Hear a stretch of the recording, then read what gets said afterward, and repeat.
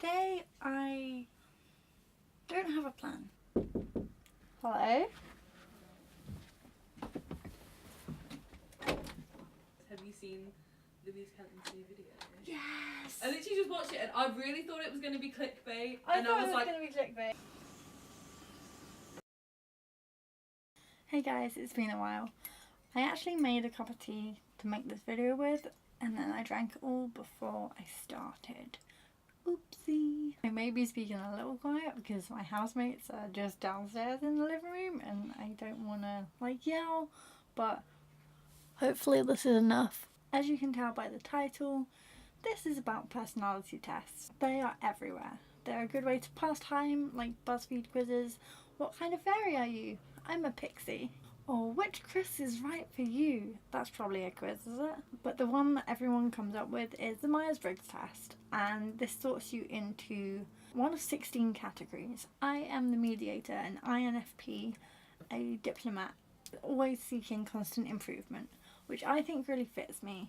But the split of the subcategories, I question a bit. With all of these personality tests and quizzes, even real life tests like in job interviews to test whether you're suitable for the role, I always second guess my gut feeling. I'm like, what do they want me to put rather than what do I feel? And then if it is what I feel, I'm like, is this me on a good day? Kind of like what Tessa Violet said in her Enneagram video. I'm always like, do I really feel this, or am I just projecting that feeling, or is this who I'd like to be? It causes a little scramble in my brain. SciShow Psych did a video about whether personality tests mean anything, and they concluded that they don't really. Even after 5 weeks, like 70-something% of people get a different personality type in the Myers-Briggs test. So don't go putting all your hopes on that. But I do find that personality tests are good for something. I think they're good for passing the time. But I also think if you want a kind of objective view on yourself, you can take the advice of some personality tests and it can give you an insight into where your brain is at that point in time. Not necessarily all the time, but at that particular day, whether you're being super vulnerable or being super angry, they can tell you things. One of the most interesting personality tests I've tried is the love languages one. It classifies 5 love languages and see which ones you best respond to.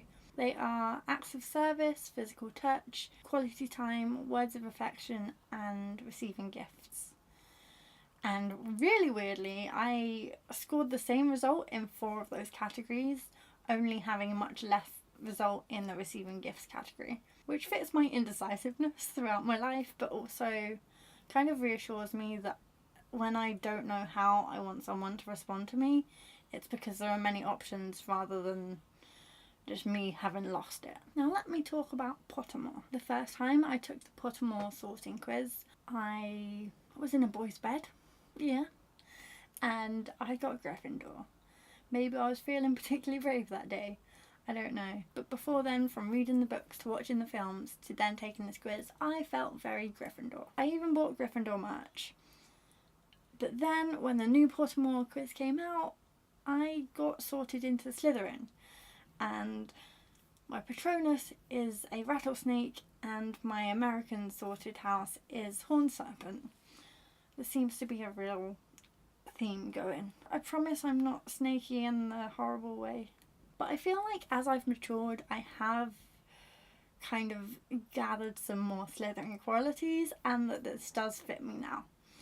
It kind of shows that personality tests and personalities can change over the years, and you shouldn't rely on one for too long before reevaluating yourself and seeing if those ways to deal with people and manage yourself still work. Now I'm a proud Slytherin, but I still have to get any Slytherin merch. It's hard to throw away my Gryffindor past, you know? And coming back to the Enneagram test, I've done 2 Enneagram tests and they've both kind of come out differently. For one of them I got type 3, which is the motivator, the adaptable, success-driven type. And then for one of them I got type 4, which is the artist, which is the intuitive reserve type. To be honest, looking at all 9 personality types on the Enneagram test, I can kind of plot out stages of my life. I know I've changed a lot over the years due to mainly whether or not I've been bullied or have friends at that point, and whether or not I've actually found myself and found where my desires lie. But I feel proud of my changes rather than putting me into a box. I've obviously done quite a few personality tests and gathered different bits of information about myself from each, and I'm really happy with that. Interestingly, the types that I got more scores in are considered the more Slytherin types, and at this point this really suits me.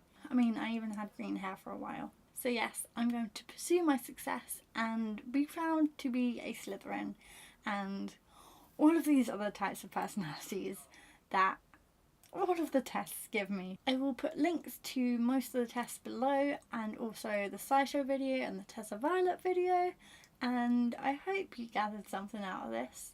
Maybe I just revealed too much. I'll see you next time. Bye!